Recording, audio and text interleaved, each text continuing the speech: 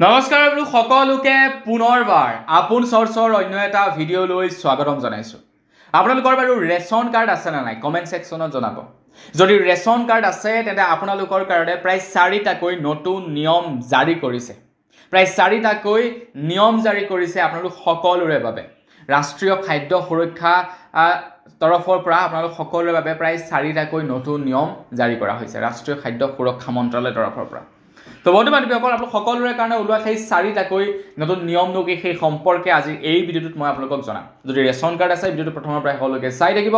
মই শ্ৰীপানে গৈ আপোনালোকে চাই আছে আপোন চৰ্চ। আহক আৰম্ভ কৰোঁ আজিৰ ভিডিঅ'।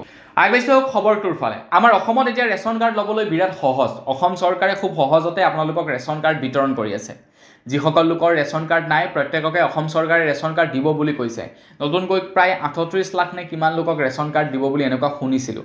মানে যথেষ্ট লোকক ৰেচন কাৰ্ড প্ৰদান কৰিব। গতিকে আমাৰ অসমৰ মানুহবিলাকৰ ৰেচন কাৰ্ডক লৈ একো সমস্যা থাকিব নালাগে। ৰেচন কাৰ্ড চবেই পাব সেইটো চিন্তা কৰিব নালাগে। কিন্তু তাৰ লগতে কেইটামান নিয়ম ঘোষণা কৰি দিছে ৰাষ্ট্ৰীয় খাদ্য সুৰক্ষা মন্ত্ৰালয়ৰ তৰফৰ পৰা। তো নিয়ম কেইটা হৈছে, প্ৰথমটো হৈ গ'ল এটা পৰিয়ালে কেৱল এখনহে ৰেচন কাৰ্ড লাভ কৰিব। প্ৰতিটো পৰিয়ালত মাত্ৰ এখন ৰেচন কাৰ্ডহে বৈধ হ'ব। ইয়াৰ দ্বাৰা ভুল বা নকল কাৰ্ড নাইকিয়া হ'ব আৰু চৰকাৰে যোগান ধৰা খাদ্য শস্যৰ অপব্যৱহাৰ ৰোধ হ'ব। দ্বিতীয়টো নিয়ম হৈছে বাধ্যতামূলক হ'ব আধাৰ eKYC লিংকিং। প্ৰতিজন কাৰ্ডধাৰীয়ে নিজৰ ৰেচন কাৰ্ড আধাৰ নম্বৰ আৰু মোবাইল নম্বৰৰ সৈতে লিংক কৰিব লাগিব। এই লিংকিং অবিহনে কোনেও ৰেচন বা ৰাজ সাহায্য সুবিধা লাভ কৰিব নোৱাৰিব। বেংক একাউণ্ট লিংকিং, গেছৰ ৰাজ সাহায্য আৰু প্ৰত্যক্ষ নগদ সুবিধা যেনে আপোনাৰ আমাৰ অসমত বৰ্তমান ৰেচন কাৰ্ড থকাসকলক যিসকল লোকে নেকি ৰেচন কাৰ্ড লৈ আছে তেওঁলোকক অৰুণোদয় আঁচনিৰ পইচা দিছে। অৰুণোদয় থকাসকলক আকৌ আপোনাৰ ছাবচিডি দিব বুলি কৈছে। তো তেনে ক্ষেত্ৰত বেংকৰ একাউণ্টৰ সৈতে আধাৰ কাৰ্ড লিংক থাকিলেহে আপোনালোকে তো সেই ৰেচন কাৰ্ড থকা লোকসকলে যেনেকৈ 250 টকাকৈ দিব বুলি কৈছে উজ্জ্বলা আঁচনিৰ গেছৰ বাবে ৰাজ সাহায্য, সেই টকা লাভ কৰিব। প্ৰযুক্তিগত নিৰীক্ষণ আৰু জালিয়াতি ধৰা পেলোৱা হ'ব বুলি জনাইছে। OTP নিৰীক্ষণ আৰু বায়'মেট্ৰিক প্ৰমাণীকৰণৰ ব্যৱহাৰ কৰি বিতৰণৰ নিৰীক্ষণ কৰা হ'ব।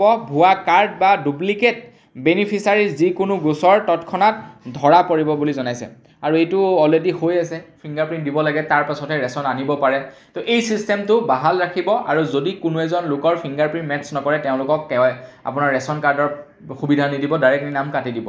গতিকে আপোনালোকৰ যদি ঘৰত কাৰোবাৰ KYC কৰিবলৈ বাকী আছে তেওঁলোকক KYC কৰিবলৈ কৈ দিব, নহ'লে আপোনালোকে ৰেচন কিন্তু নাপাব। আৰু লগতে নৱেম্বৰ মাহৰ পৰা এইবাৰ মচুৰ দাইল দিব, চেনি দিব, নিমখ দিব, এইকেইটা বস্তুও দিব। মচুৰ দাইলৰ দাম হ'ব 69 টকা, চেনিৰ দাম হ'ব 38 টকা আৰু তাৰ লগতে নিমখৰ দাম হ'ব 10 টকা। তো এই 1 নৱেম্বৰৰ পৰা সেয়া বিতৰণ কৰিব। গতিকে তাৰ কাৰণে চৰকাৰে অকণমান কঠোৰ কৰি দিছে নিয়মবিলাক। তো সেইখিনিতে আমাৰ অসমত বৰ্তমান সময়ত ৰেচন কাৰ্ড বনাবৰ কাৰণে যিহেতু খুবেই সুবিধা, তো সেইকাৰণে আপোনালোকক জনাই থৈ যাওঁ কি আপোনালোকক নথি পত্ৰৰ প্ৰয়োজন হ'ব ৰেচন কাৰ্ড নিৰ্মাণ কৰিবৰ কাৰণে। আধাৰ আৰু ৰেচন কাৰ্ড লিংকিং বাধ্যতামূলক হ'ব। তো আপোনালোকে এই দুটা বস্তু কৰি ৰাখিব লাগিব। ৰেচন সংগ্ৰহৰ সময়ত মসৃণ OTP পৰীক্ষণ নিশ্চিত কৰিবলৈ আপোনাৰ মোবাইল নাম্বাৰ আপডেট থাকিব লাগিব আধাৰ কাৰ্ডৰ সৈতে। বেংক একাউণ্ট LPG সংযোগধাৰীৰ সৈতে একে নামতে হ'ব লাগিব। মানে আপোনালোকৰ বেংকৰ একাউণ্ট যি নামত থাকিব আধাৰ কাৰ্ডৰ নামো সেই একেই হ'ব লাগিব, LPG গেছৰ নামো সেই একেই হ'ব লাগিব, তেতিয়া এপ্লাই কৰিব পাৰিব। যিকোনো ভুৱা বা জাল নথি পত্ৰ থাকিলে ৰেচন কাৰ্ড স্থগিত ৰখা হ'ব। যদি আপোনালোকে নথি পত্ৰ কিবা ভুলকৈ দিয়ে তেনেহ'লে আপোনালোকৰ ৰেচন কাৰ্ড স্থগিত ৰাখিব বুলি জনাইছে। চৰকাৰে এই সম্পৰ্কত জনাইছে গ্ৰাহক পৰিক্ৰমা মন্ত্ৰালয়ে স্পষ্ট কৰি দিছে যে এই সমগ্ৰ প্ৰক্ৰিয়াৰ লক্ষ্য হৈছে স্বচ্ছতা আৰু গ্ৰাহক সুৰক্ষা নিশ্চিত কৰা। কোনো যোগ্য ব্যক্তি ৰেচন বা গেছৰ ৰাজ সাহায্যৰ সুবিধাৰ পৰা বঞ্চিত নহ'ব। ৰাজ্য চৰকাৰসমূহে ইতিমধ্যে চৰকাৰী নিৰ্দেশনা লাভ কৰিছে আৰু জনসেৱা কেন্দ্ৰৰ জৰিয়তে নাগৰিকসকলক এই বিশেষ বিষয় সম্পৰ্কে অৱগত কৰা হৈছে। তো চৰকাৰে কৈছে লগতে যে চৰকাৰৰ মতে 2025 চনৰ 31 ডিচেম্বৰৰ ভিতৰত সকলো ৰেচন কাৰ্ডধাৰীয়ে নিজৰ সবিশেষ আপডেট কৰিব লাগিব। আপোনালোকে সকলো নথিপত্ৰ আপডেট কৰিব লাগিব 31 ডিচেম্বৰৰ আগত। তো 31 ডিচেম্বৰৰ পাছত যদি কোনোবাই আপডেট কৰিবলৈ থাকি যায় তেওঁলোকৰ এই ডকুমেণ্ট পাতি মানে ৰেচন কাৰ্ডসমূহ নিষ্ক্ৰিয় কৰিব বুলি জনাইছে। এই নতুন নিয়মসমূহে সমগ্ৰ ভাৰতৰ লাখ লাখ পৰিয়ালক পোনপটীয়াকৈ লাভৱান কৰিব। ডিজিটেল ব্যৱস্থাই ভুল হ্ৰাস কৰাৰ লগতে এক জাতি এক ৰেচন আঁচনিক অধিক সক্ষম কৰি তুলিব বুলি জনাইছে। ইয়াৰ উপৰিও প্ৰত্যক্ষ বেংক ট্ৰেন্সফাৰ আৰ্থিক সাহায্য পৰিয়ালসমূহৰ ওচৰলৈ সুৰক্ষিত আৰু সময়মতে পোৱাটো নিশ্চিত কৰি ৰাখিব।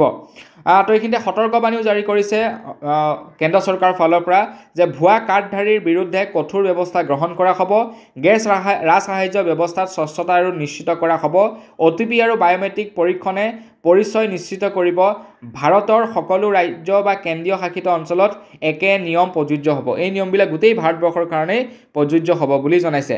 2025 চনৰ 21 অক্টোবৰৰ পৰা কাৰ্যকাৰী হ'বলগীয়া 4টা নতুন নিয়মে ৰেচন কাৰ্ড আৰু গেছ ৰাজসাহায্য বিতৰণৰ ব্যৱস্থা অধিক ডিজিটেল আৰু স্বচ্ছ দুৰ্নীতিমুক্ত কৰি তুলিব বুলি জনাইছে কেন্দ্ৰ চৰকাৰৰ ফালৰ পৰা।